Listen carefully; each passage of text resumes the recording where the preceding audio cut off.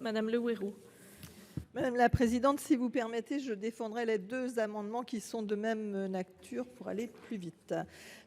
Ces amendements ont pour objectif de compenser les financements non versés à ce jour aux établissements pour le 1804 aux établissements associatifs de formation en travail social, malgré l'annonce des revalorisations salariales Ségur pour 2024.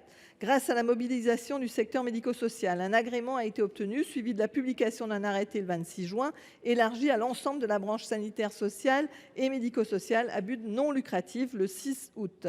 Cet arrêté a permis l'octroi rétroactif au 1er janvier 2024 de la prime Ségur à tous les professionnels de la branche qui en étaient jusqu'alors exclus. Cette mesure corrige une injustice subie par le secteur depuis la fin de la crise sanitaire et contribue à améliorer l'attractivité de ces métiers. Cependant, plusieurs financeurs, notamment les régions, ont signalé leur incapacité de financer cette mesure faute de moyens alloués par l'État.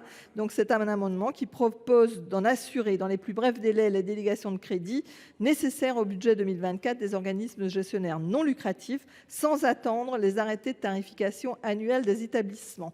Et le 1805 concerne le financement des services mandataires associatifs chargés de la protection juridique des majeurs au titre de la même manière des revalorisations Ségur. Ces organismes, ces associations qui assurent la protection juridique des majeurs font un travail remarquable, souvent dans l'ombre, et je voulais prévenir la réponse que vous alliez me faire concernant la compétence des collectivités, mais je voulais juste dire que les collectivités n'ont plus d'autonomie budgétaire. L'augmentation des DMTO pour les départements font que c'est une nature de recette qui est complètement en décalage avec les compétences sociales des départements, dont les besoins, eux, vont en augmentation. Et le fonds de précaution n'a pas, comme ça a été dit, disparu. Les départements sont à l'os et au-delà. C'est leur survie qui est en jeu. Et pour ce qui concerne ces établissements d'accompagnement des plus vulnérables, donc la protection juridique des majeurs et les établissements associatifs de formation, c'est un impératif qu'ils puissent pouvoir bénéficier des financements nécessaires au versement des primes Ségur. Merci. Merci. Avis de la commission, monsieur le rapporteur. Merci madame la présidente, mesdames les ministres. J'avais demandé la parole avant qu'on attaque l'examen de ces amendements parce qu'on va examiner une série qui a pour l'objet de compenser aux organismes de la branche de l'action sanitaire et sociale les conséquences financières de l'extension des revalorisations dites Ségur à ce secteur. Pour mémoire, l'accord du 4 juin 2024 a permis l'octroi de la prime Ségur à tous les professionnels qui n'en bénéficiaient pas encore, les oubliés du Ségur, dans le cadre de la politique salariale, soit une indemnité de 238 € bruts par mois à compter du 1er janvier 2024, quel que soit le secteur d'activité. Cet accord a été signé entre les partenaires sociaux, salariés et employeurs de la branche et a été homologué par le gouvernement peu de temps après. Néanmoins, nombreux sont les gestionnaires inquiets de la situation résultant de cet accord. Nos auditions ont signalé que certains organismes sont réticents, voire refusent d'affecter la bonne enveloppe au financement des dites revalorisations, car le versement des primes Ségur met en péril leur équilibre financier. Sur ce point, l'avis de la commission est nuancé. Sur le principe, elle relève que la situation dans laquelle nous nous trouvons n'est guère orthodoxe puisqu'il reviendrait à l'État de financer la politique salariale d'une branche particulière. La commission a notamment relevé que ces amendements ne visent pas nécessairement les mêmes structures.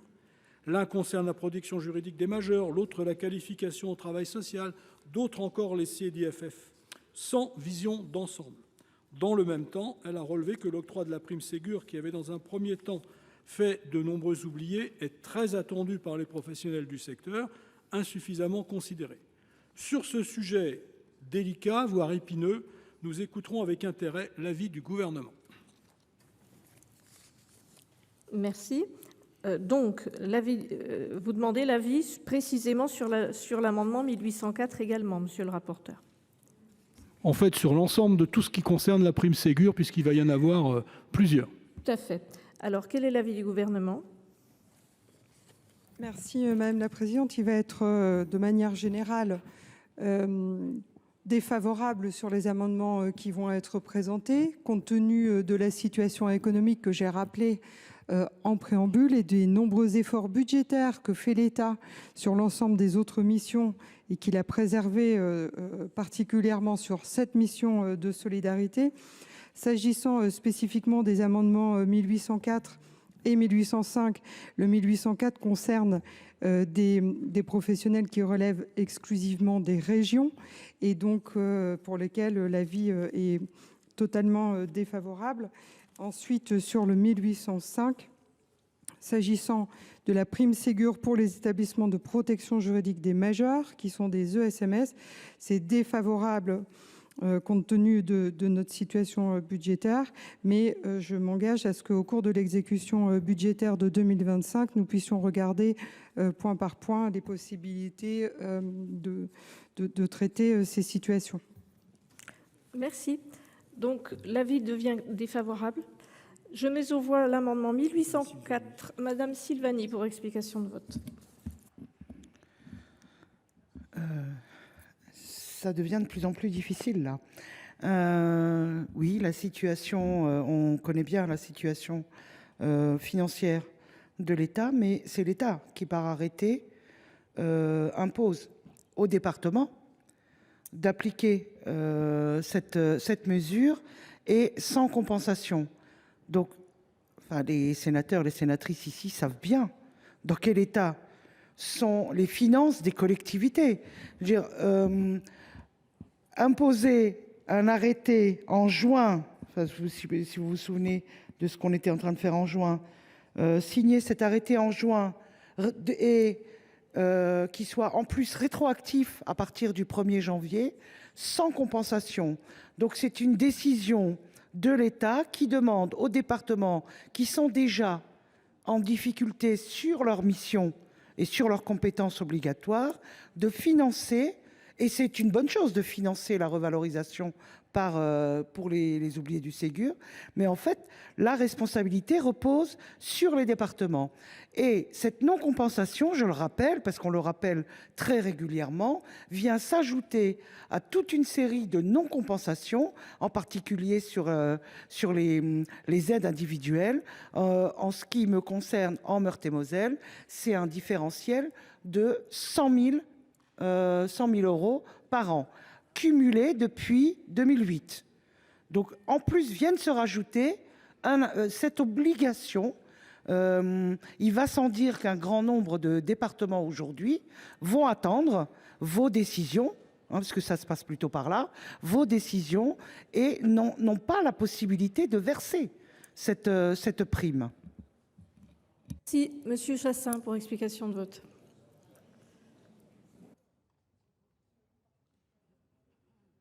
Madame la présidente, Madame la ministre, mes chers collègues, bon, effectivement, ce qui est demandé là, c'est un problème au niveau de la région, puisque c'est la région qui fait les formations. Mais le Ségur, effectivement, doit être effectivement donné.